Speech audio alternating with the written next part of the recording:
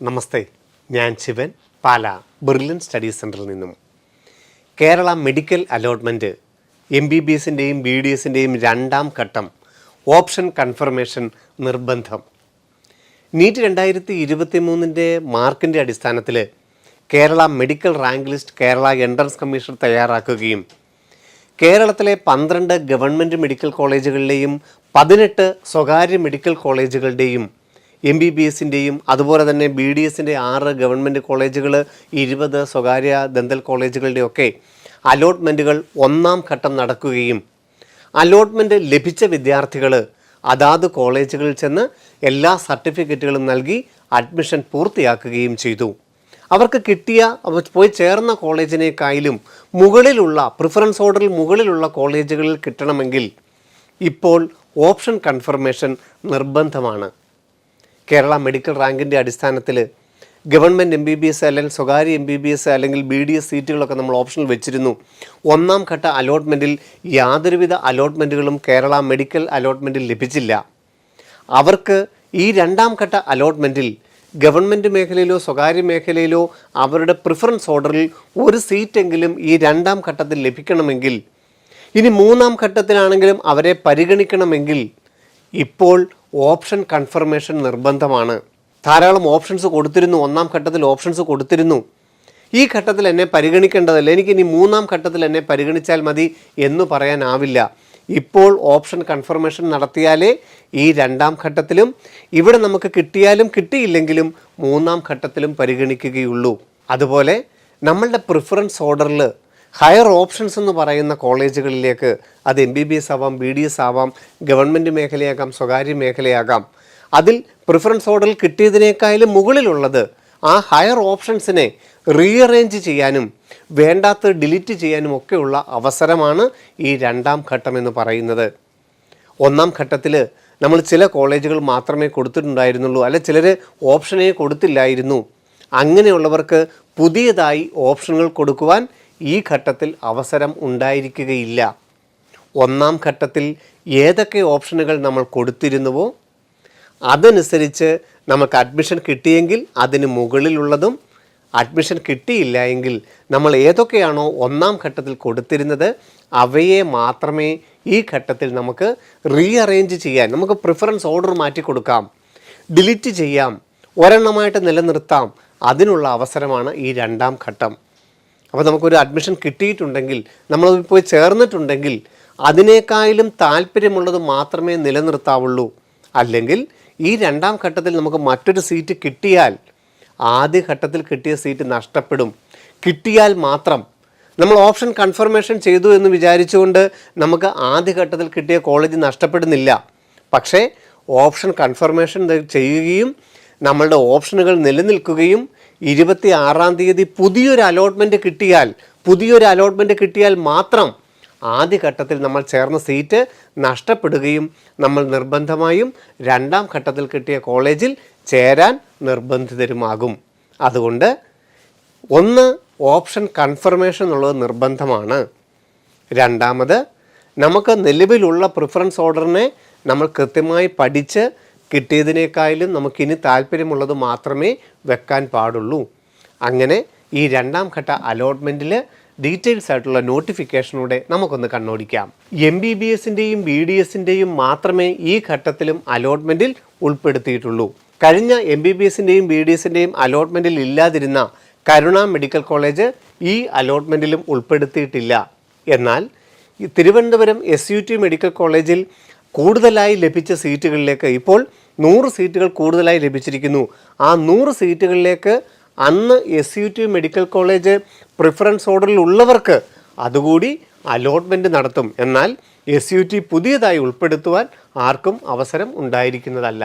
Online option confirmation നിർബന്ധമാണ്. നമ്മളിപ്പോൾ പറഞ്ഞതുപോലെ ഈ രണ്ടാം ഘട്ടത്തിലും തുടർന്നുള്ള മൂന്നാം ഘട്ടത്തിലും ഒക്കെ നമ്മളെ പരിഗണിക്കണമെങ്കിൽ നിർബന്ധമായും ഓപ്ഷൻ കൺഫർമേഷൻ ചെയ്തിരിക്കണം. ഇന്ന് ഓഗസ്റ്റ് 18-ാം തീയതി മുതൽ 22-ാം തീയതി രാവിലെ 10 മണി മാത്രം, 22-ാം തീയതി മുഴുവൻ സമയമല്ല, 22-ാം തീയതി രാവിലെ 10 മണി വരെ മാത്രമേ ഈ ഒരു സൗകര്യം ഓപ്ഷൻ കൺഫർമേഷൻ ചെയ്യാനും നമുക്ക് കിട്ടിയ, അപ്പം നമ്മളുടെ ചോയ്സ് കണ്ടു, നമുക്ക് നമ്മുടെ ചോയ്സിനെ കാണാൻ പറ്റിയെങ്കിൽ നമ്മൾ ഓപ്ഷൻ കൺഫർമേഷൻ ചെയ്തെന്ന് മനസ്സിലാക്കണം. ഓപ്ഷൻ കൺഫർമേഷൻ ചെയ്താൽ മാത്രമേ നമ്മുടെ ചോയ്സ് ഫില്ലിങ്ങിൻ്റെ സൈഡിലോട്ട് കയറുകയുള്ളൂ. നമ്മൾ കൺഫർമേഷൻ കണ്ടില്ലല്ലോ, അല്ലെങ്കിൽ ഇത് ഓരോ പ്രാവശ്യവും കൺഫേം ചെയ്യണം, വേണ്ട, ഇത് വൺ ടൈം ഫെസിലിറ്റിയാണ്. നമ്മൾ ലോഗിൻ ചെയ്ത് വരുമ്പോഴേ ഓപ്ഷൻ കൺഫർമേഷൻ എന്നുള്ളത് ലിങ്ക് ക്ലിക്ക് ചെയ്യാം. അത് ക്ലിക്ക് ചെയ്ത് കഴിഞ്ഞാൽ നമ്മളുടെ ചോയ്സ് കണ്ടു, ചോയ്സ് നമുക്ക് കാണാൻ പറ്റിയാൽ നമ്മുടെ ഓപ്ഷൻസ് കൺഫേം ആയി. അവിടെ പിന്നെ നമ്മളുടെ പ്രിഫറൻസ് ഓർഡർ അനുസരിച്ച് നമുക്ക് റീഅറേഞ്ച് ചെയ്യുമോ അല്ലെങ്കിൽ എല്ലാം നിലനിർത്താം. നമ്മൾ സേവ് ചെയ്തിട്ട് ലോഗ് ഔട്ട് ചെയ്താൽ മാത്രം മതിയാകും. എന്തെങ്കിലും മാറ്റം വരുത്തുന്നുണ്ടെങ്കിലും ആ മാറ്റം വരുത്തിയതിന് ശേഷം സേവ് ചെയ്ത് നമ്മളുടെ പ്രിൻ്റ് ഓപ്ഷൻ ഒന്നും കൂടെയൊക്കെ നോക്കിയിട്ട് നമുക്ക് ലോഗ് ഔട്ട് ചെയ്യാവുന്നതാണ്. ഒന്നാം ഘട്ട അലോട്ട്മെൻറ്റിൽ MBBS അല്ലെങ്കിൽ BDS കോളേജുകളിൽ അഡ്മിഷൻ ലഭിച്ചവരും എന്നാൽ ഓപ്ഷൻ ലഭിച്ചിട്ടും അലോട്ട്മെൻ്റ് ഒന്നും ലഭിക്കാത്തവരും രണ്ടാം ഘട്ട അലോട്ട്മെൻറ്റിനായി പരിഗണിക്കപ്പെടണമെങ്കിൽ ഓപ്ഷൻ കൺഫർമേഷൻ നിർബന്ധമാണ്. ഇവിടെ നമുക്ക് ഓൾ ഇന്ത്യ അലോട്ട്മെൻറ്റ് പോലെ പുതിയതായിട്ടുള്ള ഓപ്ഷൻ രജിസ്ട്രേഷൻ അല്ല. നമ്മൾ അന്ന് കൊടുത്ത എല്ലാ ഓപ്ഷൻസും അവിടെ ഉണ്ട്. നമ്മൾ 20 ഓപ്ഷൻ കൊടുത്തായിരുന്നു, നമുക്ക് 15ാമത്തത് കിട്ടി. 16 മുതൽ 20 വരെയുള്ളതെല്ലാം റദ്ദായിപ്പോയി, നമുക്കിനി അത് കിട്ടുകയില്ല. 15ാമത്തെ നമ്മളുടെ സീറ്റാണ്, അത് നമ്മളിനി വീണ്ടും കൊടുക്കേണ്ടതായിട്ടുമില്ല. 15ാമത്തെ സീറ്റ് കിട്ടിയിരുന്നു, നമ്മളവിടെ പോയി ചേർന്നു, അത് നമ്മളുടെ സീറ്റാണ്, അത് നമ്മൾ വീണ്ടും കൊടുക്കേണ്ട കാര്യമില്ല, ഡിലീറ്റ് ചെയ്ത് കളയേണ്ട സാഹചര്യവുമില്ല. 15ാമത്തെ നമ്മളുടെ സീറ്റാണ്. 1 മുതൽ 14 വരെ ഉള്ളതിനെയാണ് ഹയർ ഓപ്ഷൻ എന്ന് പറയുന്നത്. അതിനെയാണ് നമ്മൾ കൺഫേം ചെയ്യുന്നത്. ഈ 14ലോട്ട് വീണ്ടും നമ്മളെ പരിഗണിക്കണം. അപ്പോൾ 15 കിട്ടിയെങ്കിൽ വീണ്ടും 14 അല്ല പരിഗണിക്കുന്നത്, 14, 13, 12 എന്നല്ല പരിഗണിക്കുന്നത്. വീണ്ടും നമ്മൾ ഓപ്ഷൻ കൺഫർമേഷൻ ചെയ്താൽ നമ്മളുടെ റാങ്ക് വരുമ്പോൾ വീണ്ടും ആദ്യം മുതലാണ് പരിഗണിക്കുന്നത്. നമ്മളുടെ ഒന്നാമത്തെ ഓപ്ഷൻ ജനറലായിട്ട് തരാമോ നോക്കും, ഇല്ലെങ്കിൽ റിസർവേഷൻ തരാമോ നോക്കും, ഇല്ലെങ്കിൽ സ്പെഷ്യൽ റിസർവേഷൻ വെച്ച് തരാമോ നോക്കും, ഇല്ലെങ്കിൽ രണ്ടാമത്തെ ഓപ്ഷൻ ജനറലായിട്ട് തരാമോ നോക്കും. അങ്ങനെ വീണ്ടും ആദ്യം മുതലുള്ള ഓപ്ഷനെയാണ് എൻട്രൻസ് കമ്മീഷണർ അലോട്ട്മെൻറ്റിനായിട്ട് പരിഗണിക്കുന്നത്. ഓപ്ഷൻ കൺഫർമേഷൻ നടത്തിയില്ല എന്നുണ്ടെങ്കിൽ നിങ്ങൾക്ക് ആദ്യഘട്ടത്തിൽ നിങ്ങളൊരു സീറ്റ് ചേർന്നിട്ടുണ്ടെങ്കിൽ ആ സീറ്റിൽ പഠിക്കാം.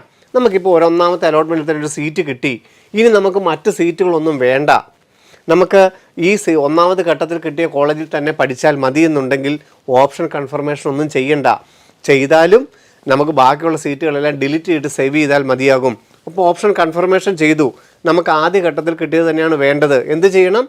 വേണ്ടാത്ത ഓപ്ഷൻ എല്ലാം അവിടെ ഓപ്ഷൻ കിടപ്പുണ്ടെങ്കിൽ ഓപ്ഷൻ എല്ലാം ഡിലീറ്റ് ചെയ്തിട്ട് സേവ് ചെയ്യണം.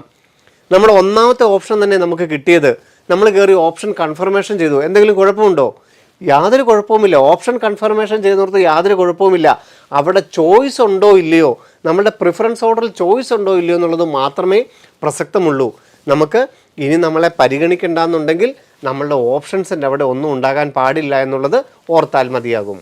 ഇനി ആദ്യഘട്ടത്തിൽ നമുക്കൊരു സീറ്റ് കിട്ടിയിരുന്നു, കേരളത്തിലെ ഗവൺമെൻറ് മേഖലയിലോ സ്വകാര്യ മേഖലയിലോ MBBSനോ BDSനോ നമുക്കൊരു സീറ്റ് കിട്ടിയായിരുന്നു.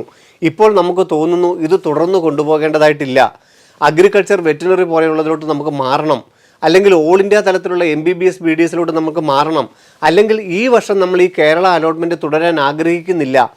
അങ്ങനെ MBBSൻ്റെയും BDSൻ്റെയും ഇനി നമ്മളെ പരിഗണിക്കേണ്ട എന്നുണ്ടെങ്കിൽ, നമുക്ക് ഒരു സീറ്റ് കിട്ടിയിട്ടുണ്ടെങ്കിൽ നമുക്ക് 21-ാം തീയതി വൈകുന്നേരം 5 മണിക്ക് മുമ്പായിട്ട് ഏത് കോളേജുകളിലാണോ നമ്മൾ പ്രവേശനം നേടിയത് ആ കോളേജിൽ നേരിട്ട് ചെന്ന് നമുക്ക് വിടുതൽ മേടിക്കാം, നമ്മളുടെ അഡ്മിഷൻ ക്യാൻസൽ ചെയ്യാം, നമ്മൾ അടച്ച പൈസ മുഴുവൻ തിരികെ ലഭിക്കും.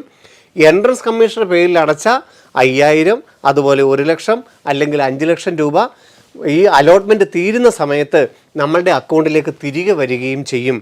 ഒന്നാം ഘട്ടത്തിൽ ഒരു കോളേജ് ലഭിച്ചിട്ടുണ്ടെങ്കിൽ ഇനി തുടർന്ന് കേരളത്തിൻ്റെ MBBS BDSൽ പരിഗണിക്കണ്ടെങ്കിൽ 21-ാം തീയതി വൈകുന്നേരം 5 മണിക്ക് മുമ്പായിട്ട് നമുക്കത് റദ്ദ് ചെയ്ത് തിരികെ നമുക്ക് ഈ അലോട്ട്മെൻറ്റിൽ നിന്നും വെളിയിൽ വരാം. എന്നാൽ അങ്ങനെ വെളിയിൽ വരുന്നവരെ ഈ രണ്ടാം ഘട്ടത്തിലോ ഇത് കഴിഞ്ഞിട്ടുള്ള മൂന്നാം ഘട്ടത്തിലോ പരിഗണിക്കുകയില്ല. പിന്നെ നമ്മളെ എപ്പോൾ പരിഗണിക്കും? സ്പോട്ട് അഡ്മിഷൻ, സ്ട്രേ വേക്കൻസി, ആ 4ാം ഘട്ട അലോട്ട്മെൻറ്റ് ഉണ്ടെങ്കിൽ അവിടെ വളരെ കുറച്ച് സീറ്റുകളെ കാണാറുള്ളൂ. സാധാരണ ഗവൺമെൻറ് മേഖലയിലൊക്കെ 1-2 സീറ്റുകളെ കാണാറുള്ളൂ. സ്വകാര്യ മേഖലയിലാണെങ്കിലും വളരെ കുറച്ച് സീറ്റുകൾ മാത്രമേ ഏറ്റവും അവസാന ഘട്ടത്തിൽ കാണാറുള്ളൂ. ആ സീറ്റുകളിൽ വേണമെന്നുണ്ടെങ്കിൽ ചിലപ്പോൾ പുതിയതായിട്ട് ഓപ്ഷൻ കൊടുക്കാൻ അനുവദിക്കുമായിരിക്കും. പക്ഷേ റദ്ദ് ചെയ്യുന്നവരെ 2ാം ഘട്ടത്തിലോ 3ാം ഘട്ടത്തിലോ പിന്നീട് പരിഗണിക്കുകയുമില്ല. നമ്മൾ ഫസ്റ്റ് റൗണ്ടിൽ ഓപ്ഷൻ കൊടുത്തിരുന്നു, നമുക്ക് അലോട്ട്മെൻ്റ് ഒന്നും കിട്ടിയിട്ടില്ല. ഇപ്പോൾ നമ്മൾ ഓപ്ഷൻ കൺഫർമേഷൻ ചെയ്യണം നിർബന്ധമില്ല. നമുക്ക് ഓപ്ഷൻ കൺഫർമേഷൻ ചെയ്യാതെ കേരളത്തിൽ നിന്ന് വേണമെങ്കിൽ മാറി നിൽക്കുക. ഇനി കേരളത്തിൽ പരിഗണിക്കേണ്ടെന്നുണ്ടെങ്കിൽ ഓപ്ഷൻ കൺഫർമേഷൻ ചെയ്യാതിരുന്നാൽ മതി. അല്ലെങ്കിൽ ഇനി കൺഫേം ചെയ്ത് കഴിഞ്ഞാൽ നമുക്ക് ലോഗിൻ ചെയ്തിട്ട് കൺഫേം ചെയ്തിട്ട് വേണ്ടാത്ത സീറ്റുകളൊക്കെ ഡിലീറ്റ് ചെയ്തിട്ട് സേവ് ചെയ്താലും മതിയാകും. 22-ാം തീയതി രാവിലെ 10 മണി വരെയാണ് ഓപ്ഷൻ കൺഫർമേഷനുള്ള അവസരം. അങ്ങനെ ഓപ്ഷൻ കൺഫർമേഷൻ ചെയ്യുന്നവർക്ക് വേണ്ടിയിട്ട് നമ്മുടെ താൽക്കാലികമായിട്ട് 25-ാം തീയതി ഓഗസ്റ്റ് 25-ാം തീയതി വൈകുന്നേരത്തോടു കൂടി താൽക്കാലികമായിട്ട് ഒരു ലിസ്റ്റായിട്ട് പ്രസിദ്ധീകരിക്കും. 1-ാം ഘട്ടത്തിൽ നിന്നും എത്രത്തോളം മാറ്റം കിട്ടി, അല്ലെങ്കിൽ ആദ്യമായിട്ടാണെങ്കിലും 2-ാം ഘട്ടത്തിൽ ഏത് കോളേജാണ് കിട്ടിയത്, ഏത് കാറ്റഗറിക്കനുസരിച്ചാണ് കിട്ടിയതെന്നുള്ളത് 25-ാം തീയതി വൈകുന്നേരം നമുക്കറിയാൻ സാധിക്കും. എന്തെങ്കിലും പരാതികളുണ്ടെങ്കിൽ അതെല്ലാം പരിഹരിച്ചിട്ട് 26-ാം തീയതി കേരള മെഡിക്കലിൻ്റെ 2-ാം ഘട്ട അലോട്ട്മെൻറ്റ് പ്രസിദ്ധീകരിക്കും. ഓൾ ഇന്ത്യ തലത്തിൽ ഇപ്പോൾ നിങ്ങൾക്കൊരു സീറ്റ് കിട്ടുകയും അത് കേരളത്തിലെ സാഹചര്യം കൂടെ നോക്കിയിട്ട് കേരളത്തിൻ്റെ 2-ാം ഘട്ടത്തും കൂടി നോക്കിയിട്ട് ചേർന്നാൽ മതി എന്നുണ്ടെങ്കിൽ ഇത് നിങ്ങൾക്കൊരവസരമാണ്. ഓൾ ഇന്ത്യ അലോട്ട്മെൻറ്റിൽ 28-ാം തീയതി വരെ വിവിധ കോളേജുകൾ ചേരുവാൻ സമയമുണ്ട്. ഓൾ ഇന്ത്യ തലത്തിലൊരു സീറ്റ് കിട്ടിയിട്ടുണ്ടെങ്കിൽ അത് ഗവൺമെൻറ് മേഖലയാണെങ്കിലും ഡീംഡ് മേഖലയാണെങ്കിലും കേരളത്തിൻ്റെ അലോട്ട്മെൻറ്റ് 26-ാം തീയതി 25-ാം തീയതി തന്നെ നമുക്ക് തൽക്കാലമായിട്ട് അറിയാം, അതിന് മാറ്റമൊന്നും വരികയില്ല. 26-ാം തീയതി ഫൈനൽ അലോട്ട്മെൻറ്റ് വരും. അത് നോക്കിയിട്ട് ഓൾ ഇന്ത്യ തലത്തിൽ ചേർന്നാൽ മതിയാകും. സെപ്റ്റംബർ 1, 2, 3, 4 തീയതികളിലാണ് കോളേജുകളിൽ ചെന്ന് അഡ്മിഷൻ എടുക്കേണ്ടത്. നമുക്കൊരു കോളേജ് മാറ്റം കിട്ടി, 1-ാം ഘട്ടത്തിൽ നമുക്കൊരു സീറ്റ് കിട്ടിയിരുന്നു, 2-ാം ഘട്ടത്തിൽ പുതിയ സീറ്റൊന്നും ലഭിച്ചില്ല. നമുക്ക് 1-ാം ഘട്ടത്തിൽ കിട്ടിയ സീറ്റ് തന്നെ നിലനിൽക്കുന്നതാണ്. ഓപ്ഷൻ കൺഫർമേഷൻ ചെയ്തെന്ന് വെച്ചാൽ ആദ്യഘട്ടത്തിലെ സീറ്റ് നഷ്ടപ്പെടുകയില്ല. ഒരു സീറ്റ് കിട്ടിയാൽ മാത്രമേ ആദ്യഘട്ടത്തിലെ നഷ്ടപ്പെടുകയുള്ളൂ. സീറ്റ് കിട്ടിക്കഴിഞ്ഞാൽ 2-ാം ഘട്ടത്തിലൊരു പുതിയ സീറ്റ് കിട്ടിക്കഴിഞ്ഞാൽ നമ്മൾ ഈ 1, 2, 3, 4 തീയതികളിൽ ആദ്യഘട്ടത്തിൽ കിട്ടിയ കോളേജിൽ പോയിട്ട് നമ്മൾ ഫീസ് മുഴുവൻ തിരികെ മേടിക്കണം. ഗവൺമെൻറ് മേഖലയാണെങ്കിൽ നമ്മൾ എൻട്രൻസ് കമ്മീഷൻ്റെ പേരിലാണ് ഫീസ് അടച്ചത്, അത് ഓട്ടോമാറ്റിക്കായിട്ട് കോളേജിലോട്ട് മാറും. നമ്മൾ ആ കോളേജിൽ അടച്ച 10,000 രൂപ അത് നമുക്ക് തിരികെ ലഭിക്കുകയും പുതിയ കോളേജിൽ നമുക്ക് സർട്ടിഫിക്കറ്റുകളും ഈ പൈസയും കൊണ്ടുപോയി അടയ്ക്കാം. ആദ്യഘട്ടം കിട്ടിയ കോളേജ് നിർബന്ധമായിട്ട് ചെല്ലണമെന്ന് മാത്രം. സ്വകാര്യ മേഖലയാണെങ്കിൽ നമ്മൾ 1 ലക്ഷം രൂപ അടച്ചിട്ടുണ്ട്, ആ 1 ലക്ഷം രൂപ പുതിയ കോളേജിലോട്ട് മാറും. ബാക്കിയുള്ള തുക 6,36,000 രൂപ DD ആയിട്ടോ ഫണ്ട് ട്രാൻസ്ഫർ ആയിട്ടോ ചെക്കായിട്ടോ കൊടുത്തിട്ടുണ്ട്. അത് അതേപടി അന്ന് തന്നെ നമ്മുടെ അക്കൗണ്ടിലോട്ട് മാറി വരും. അത് നമുക്ക് തിരികെ മേടിക്കണം. എന്നിട്ട് അത് പുതിയ കോളേജിൻ്റെ പേരിൽ മാറ്റി 4-ാം തീയതിക്കുള്ളിൽ പുതിയ കോളേജിൽ നമ്മൾ അഡ്മിഷൻ എടുക്കണം. NRI സീറ്റ് ആണെങ്കിൽ 5 ലക്ഷം രൂപ നമ്മൾ എൻട്രൻസ് കമ്മീഷൻ്റെ പേരിൽ അടച്ചിട്ടുണ്ട്, അത് ഓട്ടോമാറ്റിക്കായിട്ട് പുതിയ കോളേജിലോട്ട് മാറും. നമ്മൾ എൻട്രൻസ് കമ്മീഷൻ്റെ പേരിൽ പുതിയ ഫസ്റ്റ് അലോട്ട്മെൻറ്റ് കിട്ടിയിട്ട് സെക്കൻഡ് അലോട്ട്മെൻറ്റിലോട്ട് മാറുന്നവർക്ക് എൻട്രൻസ് കമ്മീഷൻ്റെ പേരിൽ പിന്നെയും തുക അടയ്ക്കേണ്ട, അത് ഓട്ടോമാറ്റിക്കായിട്ട് പുതിയ കോളേജിൽ മാറും. എന്നാൽ നേരിട്ട് കോളേജിൽ അടച്ച പൈസ മുഴുവൻ തിരികെ ലഭിക്കുന്നതും അത് പുതിയ കോളേജിൽ കൊണ്ടുപോയി കൊടുക്കേണ്ടതുമാണ്. 2-ാം ഘട്ടത്തിൽ ആദ്യമായിട്ടാണ് സീറ്റ് കിട്ടുന്നതെങ്കിൽ ഒരു ഗവൺമെൻറ് മേഖലയാണെങ്കിൽ അത് എൻട്രൻസ് കമ്മീഷൻ്റെ പേരിൽ അടയ്ക്കേണ്ട തുക അടയ്ക്കുകയും അതിന് ശേഷം 4-ാം തീയതിക്കുള്ളിൽ ബാക്കി മുഴുവൻ തുകയും അടച്ച് അതാത് കോളേജുകളിൽ ചെന്ന് പ്രവേശനം നേടേണ്ടതുമാണ്. സെപ്റ്റംബർ ആദ്യത്തെ ആഴ്ച തന്നെ ക്ലാസ്സുകൾ ആരംഭിക്കുന്നതാണ്. അതുകൊണ്ട് എത്രയും നേരത്തെ അഡ്മിഷൻ എടുത്തിട്ട് നിങ്ങൾ ക്ലാസ്സുകൾ അറ്റൻഡ് ചെയ്യേണ്ടതാണ്. ce.kerala.gov.in എന്ന വെബ്സൈറ്റ് വഴിയാണ് നമ്മൾ ഓപ്ഷൻ കൺഫർമേഷൻ നടത്തേണ്ടതും. 1-ാം ഘട്ടത്തിൽ നമുക്ക് സീറ്റ് കിട്ടിയതെല്ലാം കേരള എൻട്രൻസ് കമ്മീഷൻ്റെ ഈ വെബ്സൈറ്റ് വഴിയാണ്. ഈ വെബ്സൈറ്റിൽ വഴി നമ്മൾ ഓപ്ഷൻ കൺഫർമേഷൻ ചെയ്യുന്നതിന് വേണ്ടിയിട്ട് നമ്മുടെ കേരള ആപ്ലിക്കേഷൻ നമ്പരും റോൾ നമ്പറും എൻ്റർ ചെയ്ത് ലോഗിൻ ചെയ്തതിന് ശേഷം ഓപ്ഷൻ കൺഫർമേഷൻ എന്ന ഈ ലിങ്കിൽ ക്ലിക്ക് ചെയ്യണം. അപ്പോൾ നമ്മളോട് ചോദിക്കും, നമ്മളുടെ നിലവിലുള്ള പ്രിഫറൻസ് ഓർഡർ എല്ലാം നമ്മളെ പരിഗണിക്കുന്നതിന് വേണ്ടിയിട്ടാണ് ഈ കൺഫേം ചെയ്യുന്നത്. ഇങ്ങനെ കൺഫേം ചെയ്താൽ മാത്രമേ നമ്മളെ 2-ാം ഘട്ടത്തിലും 3-ാം ഘട്ടത്തിലും ഒക്കെ പരിഗണിക്കുകയുള്ളൂ. അപ്പം നമ്മൾ കൺഫേം എന്ന് പറഞ്ഞു കഴിഞ്ഞാൽ നമ്മുടെ ഓപ്ഷൻ്റെ പേജിലേക്ക് നമ്മൾ കയറുകയായി. ഇങ്ങനെ നമ്മൾ ഈ ഓപ്ഷൻ്റെ പേജ് കണ്ടാൽ മാത്രമേ നമ്മളുടെ കൺഫേം ആയെന്ന് ഉറപ്പായുള്ളൂ. അപ്പോൾ ഓപ്ഷൻ്റെ പേജ് കണ്ടാൽ ഉറപ്പായിട്ടും കൺഫേം ആയി. പിന്നെ വേറെ കൺഫർമേഷനോ സെൻഡെന്നോ അപ്ഗ്രേഡ് ചെയ്യാമെന്നോ ഒന്നുമില്ല. ആ കൺഫേം ചെയ്ത് കഴിഞ്ഞാൽ നമ്മുടെ ഓപ്ഷൻ്റെ പേജ് വന്നു. ഓപ്ഷൻ്റെ പേജ് വന്നാൽ നിങ്ങൾക്ക് മനസ്സിലാകുക നമ്മളുടെ ഓപ്ഷൻസ് കൺഫേം ആയി, 2-ാം ഘട്ടത്തിൽ നമ്മളെ പരിഗണിക്കും. ഇനി ഈ നിലവിലുള്ള ഓപ്ഷനുകളെ ഡിലീറ്റ് ചെയ്യാനോ ഇതിൻ്റെ പ്രിഫറൻസ് ഓർഡർ മാറ്റിക്കൊടുക്കാനോ നമുക്ക് അർഹതയുണ്ട്. നമുക്ക് 1-ാം ഘട്ടത്തിൽ കിട്ടിയ കോളേജ് മതി എന്നുണ്ടെങ്കിൽ ഇതെല്ലാം ഡിലീറ്റ് ചെയ്യണം. ഈ ഓപ്ഷൻസ് എല്ലാം ഡിലീറ്റ് ചെയ്തതിന് ശേഷം സേവ് ചെയ്യുക, പ്രിൻ്റ് ഔട്ട് നോക്കുക, ഓപ്ഷൻ ഒന്നും നിലനിൽക്കുന്നതിൽ ഉറപ്പ് വരുത്തുക. എന്തിനാണ്? നമുക്ക് 1-ാം ഘട്ടത്തിൽ കിട്ടിയ കോളേജ് മതി, ഇനി നമ്മളെ പരിഗണിക്കേണ്ടതില്ല. നമുക്ക് 1-ാം ഘട്ടത്തിൽ ഒരു കോളേജ് കിട്ടിയിരുന്നു, ഇനി 1-2 ചോയ്സ് മാത്രം നമുക്ക് മതി, നമുക്കത് മാത്രമായിട്ട് നിലനിർത്താം. വേണ്ടാത്തതൊക്കെ ഡിലീറ്റ് ചെയ്യാം. എന്നിട്ട് വീണ്ടും സേവ് ചെയ്യുക, പ്രിൻ്റ് ഔട്ട് എടുത്ത് നോക്കുക. അപ്പം ഓപ്ഷൻ കൺഫർമേഷൻ എന്ന് പറഞ്ഞു കഴിഞ്ഞാൽ നമുക്ക് നിലവിൽ ഇനി ഏതൊക്കെ നമ്മൾക്ക് സീറ്റ് വേണമെന്നുള്ളത് ഇവിടെ നമുക്ക് രണ്ടാം ഘട്ടത്തിൽ കിട്ടിയ കോളേജില്ല. ഇവിടെ നിങ്ങൾ ശ്രദ്ധിക്കുക, നിങ്ങൾക്ക് ഒന്നാമത്തെ അലോട്ട്മെൻറ്റിൽ ഒരു സീറ്റ് കിട്ടുകയും നിങ്ങൾ അവിടെ പോയി ചേരുകയും ചെയ്തിട്ടുണ്ടെങ്കിൽ ഈ ഓപ്ഷൻ്റെ ഏറ്റവും താഴെ അത് നിങ്ങളുടെ സീറ്റായിട്ട് കാണിക്കും. അത് ഓപ്ഷൻ അല്ല, അത് ഡിലീറ്റ് ചെയ്യാനോ അതിൻ്റെ പ്രിഫറൻസ് ഓർഡർ മാറ്റി കൊടുക്കാനോ ഒന്നും പറ്റില്ല. എവിടെയാണോ ഇപ്പം നിങ്ങൾ നിൽക്കുന്ന സീറ്റ്, കിട്ടിയ സീറ്റ്, അതിവിടെ കാണിക്കും. അതിൻ്റെ മുകളിലുള്ളതിനെയാണ് ഹയർ ഓപ്ഷൻ എന്ന് പറയുന്നത്. അതിനെ വീണ്ടും പരിഗണിക്കുന്നത് മുകളിൽ നിന്ന് തന്നെയാണ് വീണ്ടും എൻട്രൻസ് കമ്മീഷൻ പരിഗണിക്കുകയും ചെയ്യുന്നത്.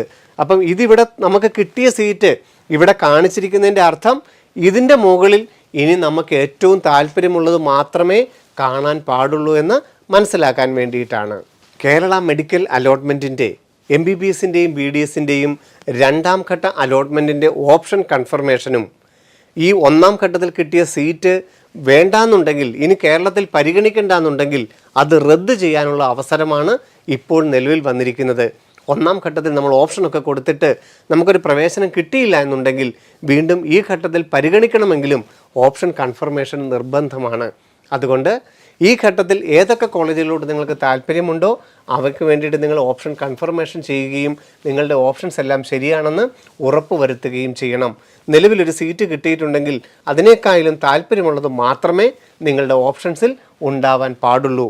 ഓപ്ഷൻ കൺഫർമേഷൻ ചെയ്തിട്ട് പുതിയ കോളേജ് കിട്ടിയില്ലെങ്കിൽ പോലും ഒന്നാമത് കിട്ടിയ കോളേജ് നിലനിൽക്കുന്നതും അവിടെ പോയി നിങ്ങൾക്ക് ക്ലാസ്സുകൾ അറ്റൻഡ് ചെയ്യാൻ സാധിക്കുന്നതുമാണ്.